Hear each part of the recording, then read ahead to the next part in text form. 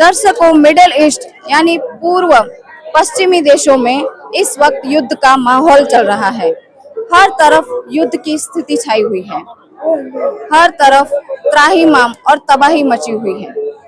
ऐसे में महत्व दिया जाता है विश्व शांति को, शांति समारोह सम्मेलन को।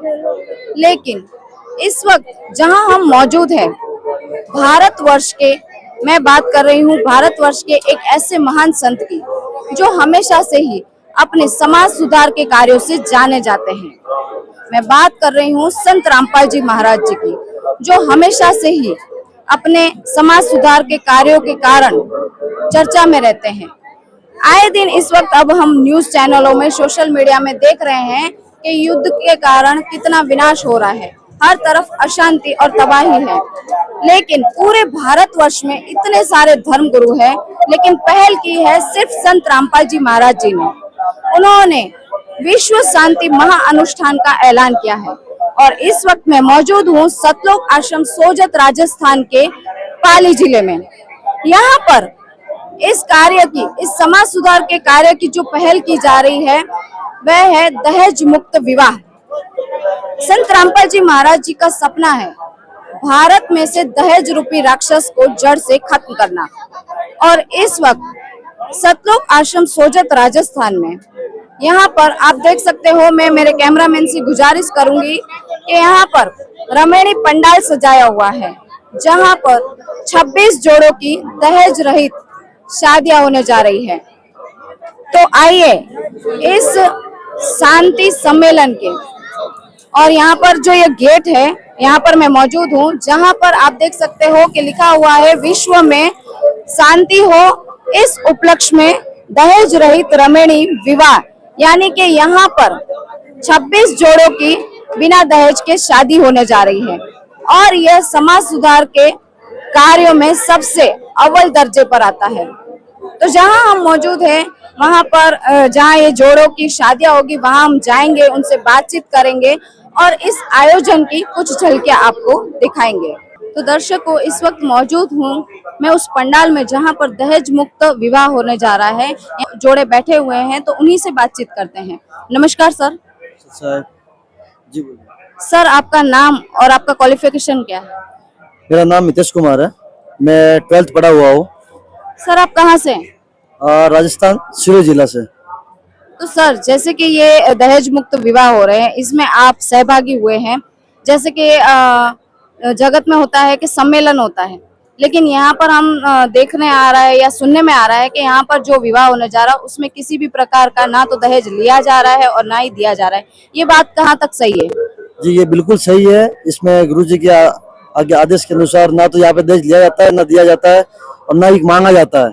और इस प्रकार से ये दहेज मुक्त विवाह है, ये पूरे भारत में गुरु जी की दया से सब जगह ऐसा हो रहा है। और जिन जहाँ पर यहाँ पे आश्रम है, उन सब जगह पे दहेज मुक्त विवाह की कई सालों से इस प्रकार की प्रक्रिया चल रही है, ताकि लोग बिना प्रेशर के, बिना तकलीफ के और आराम से विवाह का एक सादा सा काम आसानी से कर सके। तो आप ये अपनी मर्जी से कर रहे हैं, आप अपनी स्वयं खुशी से ये कर रहे हैं? जी जी, इसमें किसी भी प्रकार का कोई प्रेशर नहीं रहता है, हम अपने खुद की मर्जी से कर रहे हैं। तो जैसे कि जो सामने पक्ष हैं, यानी कि लड़की वाले, उनके सामने आपने कोई भी प्रकार की मांग नहीं रखी है? नहीं, कुछ भी, किसी भी प्रकार की कोई मांगे नहीं रखी जाती और इसमें रखी भी नहीं जाती और रख भी नहीं सकते और रखना भी नहीं चाहता, रखना भी नहीं चाहिए किसी भी प्रकार की। मैम, आप बताइए कि जो कह रहे हैं वो बात सही है क्या? इन्होंने कोई भी प्रकार का दहेज नहीं मांगा और ना ही ऐसी कोई मांग रखी है आपके सामने? जी, ये एकदम सही बोल रहे हैं। नहीं, हमें दहेज की कोई बात नहीं हुई, न दहेज ले रहे हैं, न हम दे रहे हैं। अच्छा, तो एक बात ये भी पूछना चाहूंगी कि जो ये आप विवाह कर रहे हो, इसमें आपका परिवार भी शामिल है? जी जी, पूरी तरह से पूरा परिवार भी शामिल है और सब यहाँ पे आए हुए भी है, सब साथ में देख के सब, और परिवारजन भी है, बहुत जन परिवारजन भी है। एक ऐसी शादी होती है जैसे कि ऐसी शादी, ये भी यहाँ पे भी ऐसी ही शादी होती है। इसमें भी 40-50 लोग, हमारे फैमिली के सारे लोग यहाँ पे आए हुए हैं। और उन सभी का खर्चा कौन उठाएगा? इन सभी का खर्चा, जैसे कि यहाँ पे आश्रम पे सब खाना पीना वगैरह सब आश्रम में रहता है, किसी प्रकार का किसी के ऊपर खर्चा नहीं रहता है, सब आश्रम में उठाता है। जी, बहुत बहुत धन्यवाद। धन्यवाद। दर्शकों, यहाँ पर एक और विवाहित जोड़ा है, उनसे हम बात करेंगे। नमस्कार सर। नमस्कार। सर, आपका नाम? दिलीप दास। सर, आप ये बताइए कि जो संत रामपाल जी महाराज जी का दहेज मुक्त विवाह यहाँ पर आयोजन किया गया है, लेकिन हम देखते हैं कि अभी तो सम्मेलन की प्रथा भी है।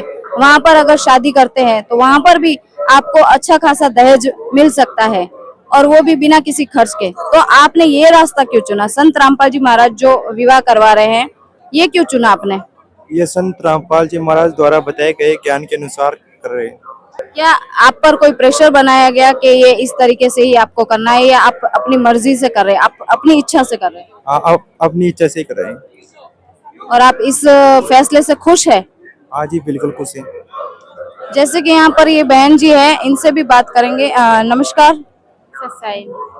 जैसे कि ये विवाह आप कर रहे हैं, और इस विवाह को हम देखने जाए तो जैसे कि मैंने बोला कि सम्मेलन भी होते हैं, तो आपने वो छोड़कर इसको ही क्यों चुना? संत रामपाल जी महाराज बहुत अच्छी शिक्षा बताते हैं और भ्रष्टाचार, नशा मुक्त सभी को दूर करते हैं, और यहाँ सबसे समानता का व्यवहार किया जाता है। इसलिए हमको संत रामपाल जी महाराज जी से नाम दीक्षा लेकर उनकी सद्भक्ति करके और यहीं शादी करनी चाहिए। और जैसा कि अब आपकी शादी हो रही है, तो आपकी काफी इच्छाएं भी होगी, तो क्या वो इच्छाएं आपकी पूरी की जाएगी? हाँ, मेरी इच्छा है कि मैं आगे पढूं और ये मुझे आगे पढ़ाए। और आप आगे पढ़ना चाहती है? तो सर, जैसे कि ये बहन कह रहे हैं कि ये आगे पढ़ना भी चाहते हैं, तो क्या इनकी ये इच्छा पूरी होगी? हाँ जी, बिल्कुल होगी। जैसे कि ज्ञान को बढ़ावा दे रहे हैं, बेटी पढ़ाओ बेटी बचाओ, ये नारा भी संत रामपाल जी महाराज जी ने अपनाया है, और वह बेटियों को पढ़ा भी रहे, तो आप इससे सहमत है या नहीं? सेम है थे बिल्कुल। तो जैसे कि बहन जी आपने कहा कि आप आगे पढ़ना चाहते हैं, और इस विवाह के बाद आपके जो भगत है वो भी बोल रहे हैं कि हाँ हम पढ़ाएंगे, तो इस फैसले से आप खुश है? हाँ, खुश हूँ बहुत। और इस शादी से भी? हाँ, शादी से बहुत खुश हूँ। जी, बहुत बहुत धन्यवाद। साहिब। तो दर्शकों, इस वक्त मौजूद हैं हम इस पंडाल में, जहां पर 26 जोड़ों की दहेज मुक्त विवाह यानी कि रमणी होने जा रही है। तो एक और कपल हमारे साथ जुड़ चुके हैं। नमस्कार सर। सत साहिब जी। आपका नाम और आप क्या कर रहे हैं? मेरा नाम रोहित दास है और मेरी बीएड कंप्लीट हो चुकी है और मैं कंपटीशन की तैयारी कर रहा हूँ। तो सर, जैसे कि आप एक एजुकेटेड पर्सन है, हम जैसे कि देखते हैं समाज में कि जो लड़का पढ़ा लिखा होता है, उनकी फैमिली सामने वाले परिवार से यानी कि लड़की वालों से एक रकम की मांग करते हैं, तो ऐसा आपने कुछ किया है आपकी फैमिली ने? नहीं मैम, हमने कोई भी रकम की मांग नहीं की है और ना ही कोई दहेज के लिए सामने वाली फैमिली को बोला है। क्यों, ऐसा क्यों नहीं किया? ये तो आपका घाटा हुआ। जैसे कि बोलते हैं ना कि लड़का पढ़ा लिखा होता है तो कहीं ना कहीं लड़की जो आती है उसका फायदा भी होता है, ऐसा कहते हैं, इसलिए वे दहेज की मांग भी करते हैं, और लड़की वाले भी सामने से देते भी है बिना मांगे। तो ऐसा कुछ हुआ है? नहीं मैम, ऐसा कुछ भी नहीं हुआ है। हमारे गुरुजी बताते हैं कि दहेज लेना और देना पाप है, और ये बहुत ही बड़ी समाज में कुरीति है, और उनकी शिक्षाओं पर चलते हुए हमने बिल्कुल भी कोई भी दहेज इनसे नहीं मांगा है और ना ही हमने लिया है। बहन जी, जैसे कि ये बता रहे हैं कि इनकी फैमिली जो है, इन्होंने किसी भी प्रकार की कोई रकम नहीं मांगी, कोई दहेज नहीं मांगा, ये बात कहाँ तक सच है?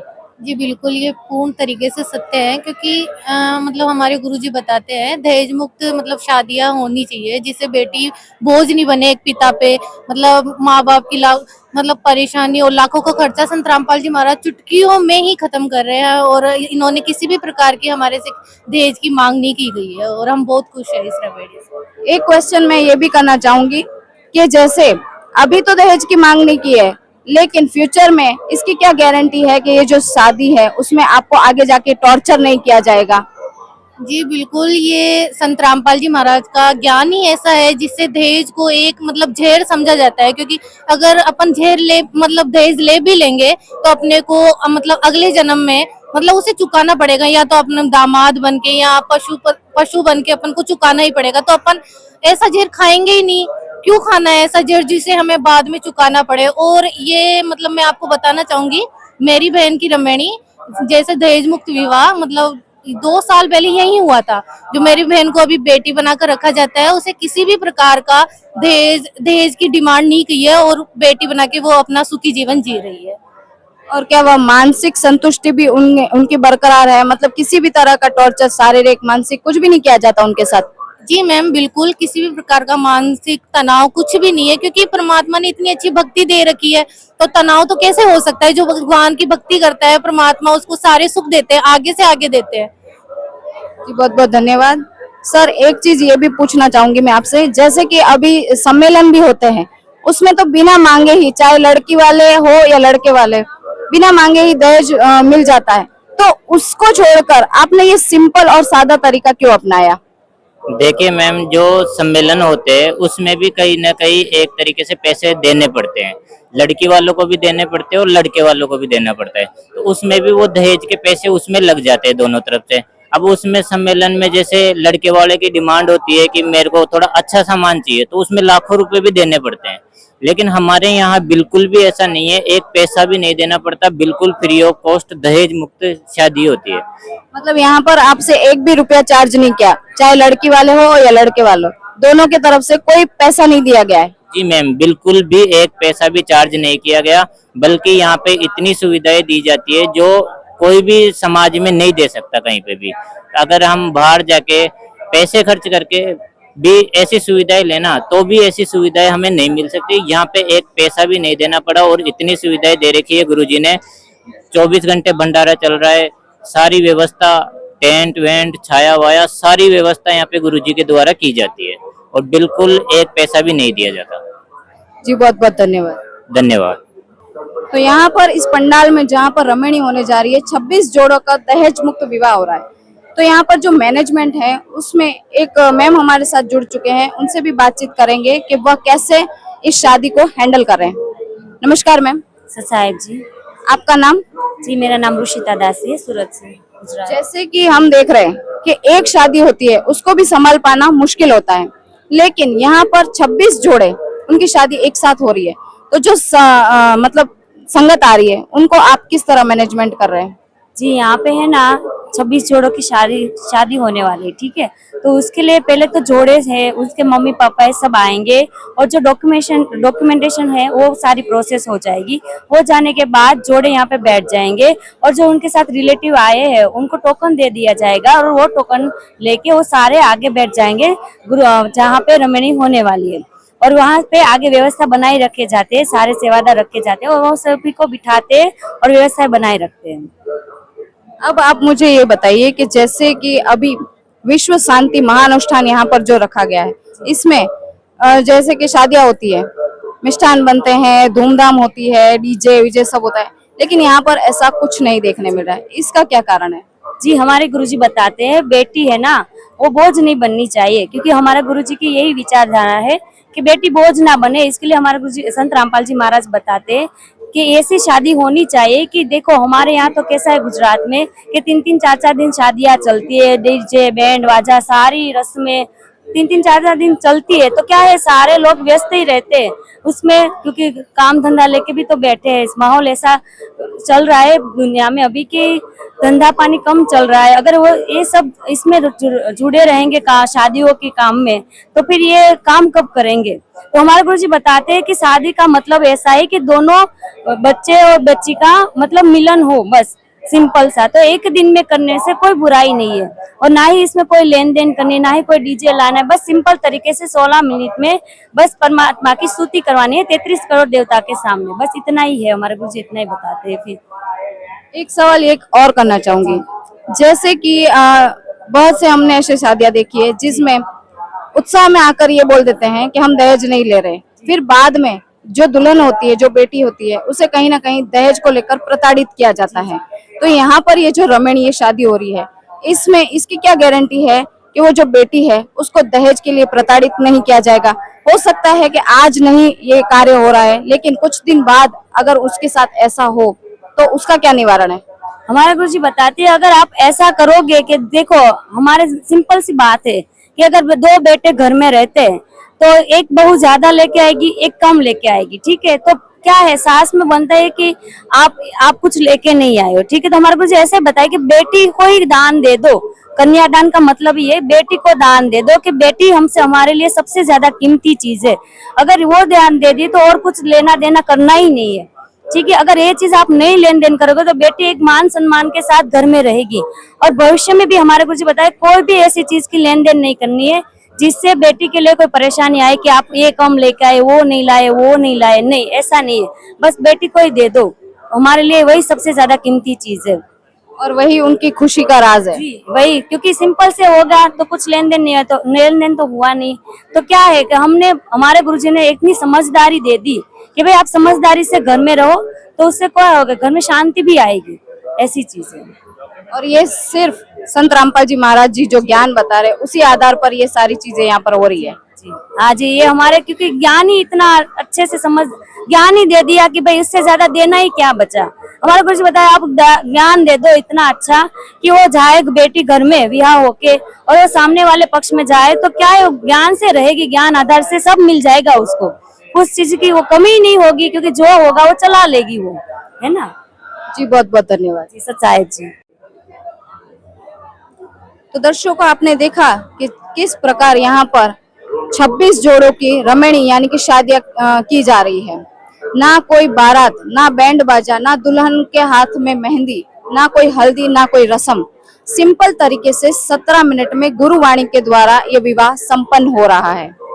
हमने यहाँ पर मैनेजमेंट से पूछा कि यहाँ पर कैसी व्यवस्थाएं की गई है, तो जैसे कि यहाँ मैनेजमेंट ने भी बहुत अच्छे से बताया और ये बताया कि बेटी अब बोझ नहीं, शिक्षा को भी महत्व दिया जा रहा है। और बेटी जो मतलब पिता होते थे, बेटी के जन्म के बाद वह ये सोचते थे कि अब तो मैं कर्जे में डूब जाऊंगा, किस प्रकार इनकी शादी करूंगा, यानी कि दहेज के बारे में हमेशा एक चिंता लगी रहती थी। लेकिन संत रामपाल जी महाराज जी का ज्ञान ही एक आधार है, उस ज्ञान के आधार पर ही ये लोग रमणी यानी कि शादी करने पर तैयार हैं। और जो मतलब रस्में होती है वो यहाँ पर एक भी नहीं निभाई जा रही, क्योंकि ये लोग समझते हैं कि वो ढोंग है, एक आडंबर है। और जो बेटियों के बारे में संत रामपाल जी महाराज जी की जो सोच है वह उभर कर आ रही है। एक दहेज रूपी जो राक्षस है, दानव है, उसे जड़ से खत्म किया जा रहा है। धन्यवाद।